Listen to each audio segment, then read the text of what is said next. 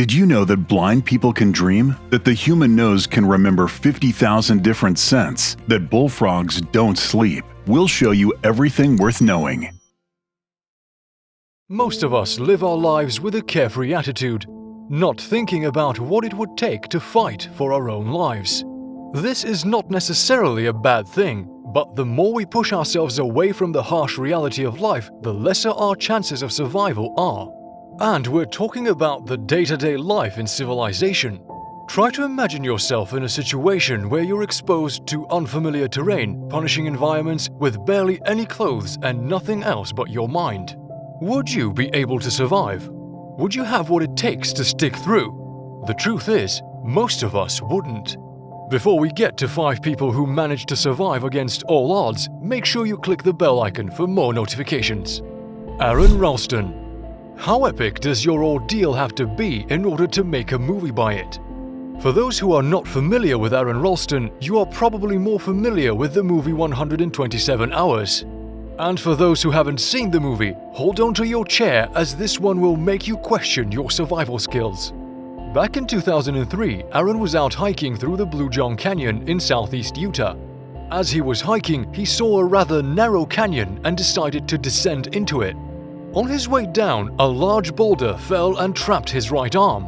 Aaron spent 5 days living off snacks and water he packed for the hike, hoping someone would stumble upon him. However, he made a mistake of not telling anyone he even left. He was stuck in an exceedingly remote canyon, which meant the chances of someone finding him were very, very slim. During those 5 days, he lost 40 pounds or 18 kilograms and slowly started to lose his mind. He realized that no one will find him, so he did what 99.9% of people wouldn't be able to do. He took out his multi-tool with a tiny knife and cut straight through his arm. He got out of the canyon, began hiking towards his truck, and was discovered by a family that happened to be hiking nearby.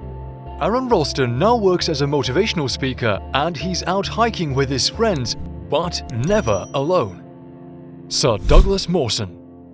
In 1912, Sir Douglas Mawson, Belgrave Ninnis, and Xavier Mertz embarked on an expedition of the Antarctic. The 3 men started their journey from the Commonwealth Bay with the goal of exploring the interior of the continent by gathering specimens and scientific data. They wanted to travel 300 miles or 482 kilometers into the interior of the continent, but tragedy soon followed. Ninnis fell down a crevice along with a sledge and a few of their finest dogs. The sledge had almost all their supplies, so Mawson and Mertz were left with pretty much nothing. Left stranded in the middle of nowhere, they eventually resorted to eating their dogs just to survive. Both were left suffering from scurvy and other medical issues, and it wasn't before long that Mertz died. It is believed that he died due to possible toxicity after consuming dog liver. With his mind set on retrieving the research data, Mawson battled the elements for another month before he came across a base camp. He was frostbitten, exhausted, and emaciated. A recent biography of Mawson suggests that he was involved in Mertz's death and that he probably ate him in order to survive long enough to retrieve their research. Mouro Prosperi. This Italian police officer was an athlete and a long-distance runner who decided to try his chances in the 1994 Marathon of the Sands, a 6-day-long endurance race held in the Sahara Desert. During the race, wind blew in a huge sandstorm, causing Mouro to get lost in the desert. He spent more than 24 hours off his track when he stumbled upon a shrine. He spent a few days there, killing and eating bats, drinking his own urine, licking the dew off rocks, and sucking moisture out of his clothes. Mouro assumed he would never be found, so he decided to take his life by slitting his wrists with a penknife. However, the weather in the desert was so dry that his wound clotted before he could bleed out to death. With nothing to lose, Mouro got back into the desert where he spent 5 days walking and survived by eating reptiles and insects. He traveled over 180 miles or 290 kilometers and lost 35 pounds or 60 kilos before he found a village and was rescued. In 2012, Mouro returned to Sahara and completed the race. Jose Salvador Alvarenga. In November 2012, Jose Salvador Alvarenga embarked on a fishing trip with Ezequiel Cordoba, a young fisherman he had just met. Their plan was to hunt shark, tuna, and mahi-mahi.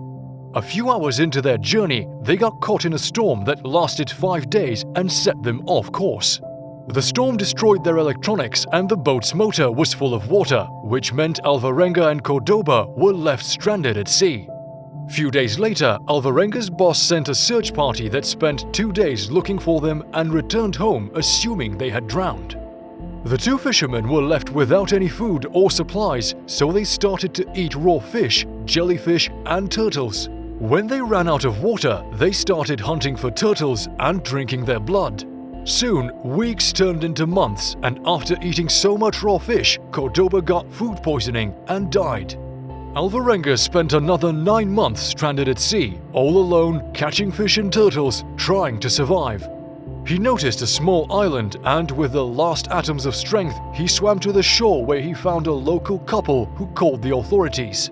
Alvarenga spent 438 days lost at sea, and it's estimated that he traveled anywhere between 5,500 to 6,700 miles. Ricky Mcgee. Now, Ricky's story is something straight out of a Hollywood movie. On January 23, 2006, Ricky was on his way to a new job, enjoying the views of the Australian outback when he stopped to pick up a group of hitchhikers. The group somehow managed to drug him and get him unconscious. The next thing he remembers is waking up in a ditch with dingoes all around him. Ricky had no idea where he was, but he was more than familiar with the harsh conditions of the Australian outback. So he made a shelter with branches and leaves. He spent 71 days alone in the middle of nowhere, eating frogs, snakes, and drinking urine.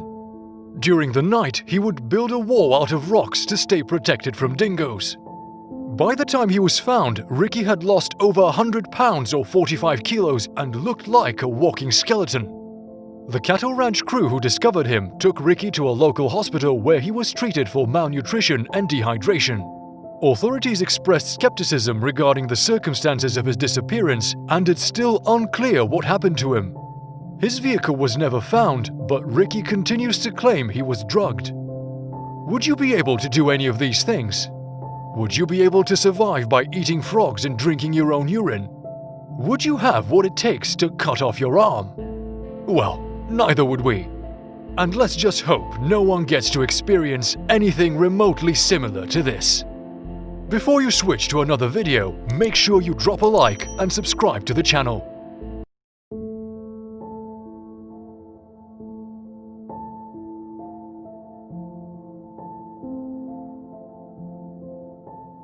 We'll show you everything worth knowing